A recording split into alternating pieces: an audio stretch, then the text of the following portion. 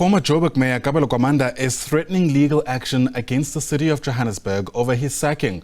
Gwamanda, who had been serving as Community Development MMC at the time of his axing, was arrested last month, you might remember, and charged over fraud or with fraud over his alleged involvement in a fraudulent funeral insurance scheme dating back to 2011. He's due back in court next month to unpack this latest development. In fact, before that, Gwamanda's political party, Jama-ah, says the city of Johannesburg's mayor, Dada Morero, acted unilaterally and in bad faith by removing Gwamanda from the mayoral committee. Let's unpack this, bring in Jama-ah's provincial spokesperson, Anisa Mazimpaka, who's with us here in studio this Thursday. Great to see you, Anita. Thanks very much indeed for popping by. Thank you for having us. So on what basis is Kabelo Gwamanda asking for his job back? So I think the legal letters, if you read, and I wouldn't want us to focus on that aspect because that's but a byproduct.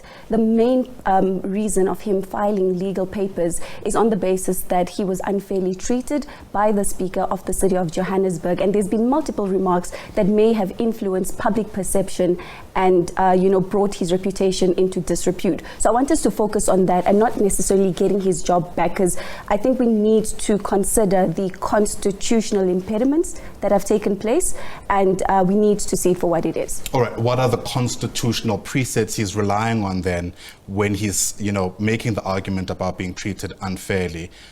Because my understanding is that it is the mayor's prerogative around who serves on his mayoral committee. Most definitely. So hence I said I want us to focus on the Speaker's utterances. The Speaker has no power to hire or fire the mayor. And the prescripts that you're looking for is actually the standing rules of council. So council is governed not just the city of Johannesburg, but across municipalities in South Africa. They have what is called council standing rules. Those standing rules are put in place to protect the integrity of both the council as well as the councillor. Now, what the Speaker has done, understanding her role as a Speaker, she needs to remain impartial. So what she has done is she has impeded on multiple rules, section 150, my apologies, rule 150, rule 153, 54, 55, 58. The legal papers, they explain all of that. So her role as a Speaker is to maintain impartiality. If the mayor had said that he's subjecting MMC Gwamanda to an ethics committee or an integrity commission, once that process kickstarts and a council process kickstarts, it restricts councillors, one, from engaging with the media so that the integrity of the process is protected. So what the Speaker has done, in essence, and a person who then presides over this committee, she has then assumed the findings of the ethics committee by her utterances, and she would have... Sorry, just for the benefit of our viewer. So there's been a number of utterances, and I wouldn't want to repeat what she had said because of, the legal standings. You cannot, as a Speaker, go out and try to tweak a narrative to the public. You cannot go out as a Speaker and say that the mayor or the former mayor or the former MMC is an alleged, or rather is a criminal. You cannot make such utterances, and those are part of the utterances that she had made. It's detailed in the legal papers. So it's processes like that where, as a Speaker, if you're unable to maintain impartiality as a council Speaker that's supposed to protect the integrity of fellow councillors, because remember, when you're a Speaker, you can't just turn off your role like a light switch. You have to maintain impartiality throughout. So for her, she's been going out in the media space and preempting the outcomes of an ethics committee, of which, by the way, Councillor Gwamanda has not gotten the findings to date. Right. Okay. So to be clear, Kabelo Gwamanda is currently still an ordinary councillor, right? But is not an MMC. Yes. All right. And the reason why I'm asking that clarity-seeking question is to get back to what I've said before. Okay. That the decision ultimately to be in the mayoral committee doesn't lie with the Speaker, as far as I'm understanding, and it lies with the mayor, who has communicated his decision to relieve Mr. Gwamanda of his duties. No, you are correct, and I think that's where I wanted for us to draw away from that, because I think what most headlines are saying is that Councillor Gwamanda is asking for his job back by today. That's not what the legal papers say. The legal papers have given the Speaker of Council, as these letters were addressed to the Speaker of Council, till today, in fact 8 o'clock this morning, to respond to the legal papers, and not necessarily, the saying that Councillor Gwamanda wants his job back. That's just a by the way, in all honesty. All right, so then if that's the case, then this seems to me like just an academic exercise. Let me ask the question this way then. What is the material benefit for Kabelo Gwamanda if he has his way, for lack of a better term, in court? You know, I think the issue is not in my answer, but it's in the way in which you phrase your question. You cannot say that this is an academic process, right? Councillor Gwamanda has a right, firstly, as a citizen in South Africa, but secondly, as a councillor in the city of Johannesburg. So we cannot reduce defamatory comments to an academic exercise. Yes, it can be taken up academically in the near future, but right now, it's about the constitutional impediment. Hence, we did not want to politicize this issue. The papers were served on Monday. We're only here on Thursday speaking about it. So it can't be reduced to an academic exercise. It's a constitutional impediment and we have to see it for what it is. What has happened right now to the image of Councillor Kabelo Gwamanda and his name was that, in our opinion, through the legal papers, was that there seemed to have been a deliberate attempt to defame him, to drag his name through the mud. And I'm sorry, but we can't reduce that to saying that it's but an academic exercise. All right, so I'll ask my question again without that term. What is the material benefit if he has his way in court? So, as I said, council has standing rules that are meant to protect councillors, right? Whatever is done means that a precedence is set.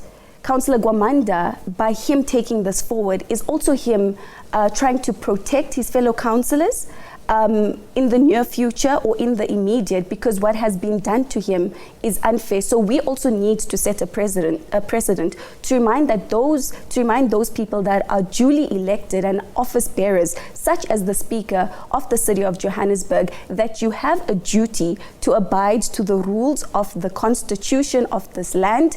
You have the duty to abide by the rules of council.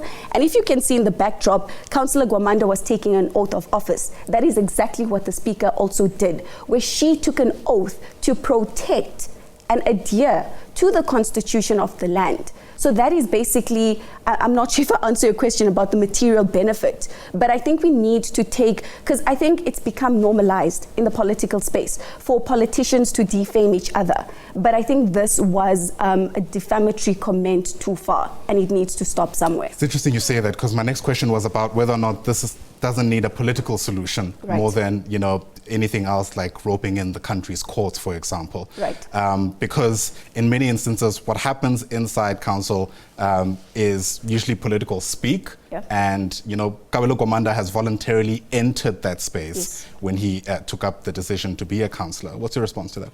Definitely, you are correct. That's the issue. What happened did not just happen within the confines of council. It was taken outside, right? That's number one. The second part is, I don't think it's just political speech.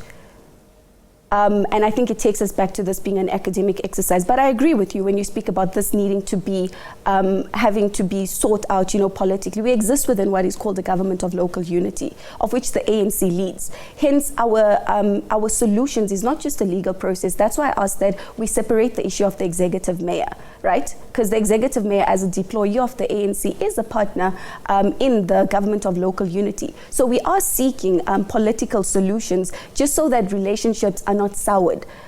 So the legal aspect is just us adding that aspect where you can't cross a line. You can have political speak in council, that's fine, but you can't cross a certain line.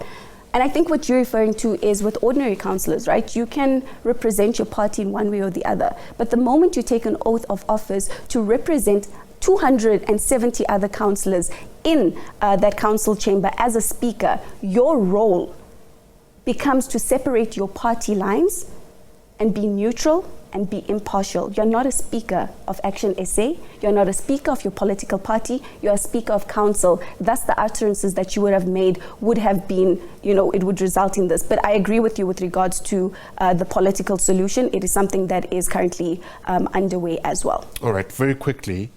What are you ultimately asking the court to do? Are you asking for an apology from the mayor? Is she meant to retract the utterances that she's made, step down? How far are you taking it? The Speaker, once again. The Speaker, yes, I beg your pardon. The legal papers they make mention of 3 to 4 remedial, in fact 4 to 5 remedial actions. 1, apologize. 2, retract the statements. And 3, cease and desist. And the fourth one, just, the legal team saying that there should be guidelines put in place to avoid such future instances. So that's all that was required from her, in all honesty. She was given the papers on Monday and she was supposed to respond today at 8 o'clock. That's all that Councillor Gwamanda was requesting for. And if you're telling me that that is a bit too much, and she chose to rather have this, go into the next step, which would be the High Court, it's past 8 o'clock. You can look at your time. That was all that was required, and that is not what Councillor Gwamanda received. So clearly we can see the direction in which this is heading. All right, and I'm glad we've had this conversation, because you're right. I think what's in the public domain is more the fact that he's asking to be an MMC, and this is not what this is about. Yes.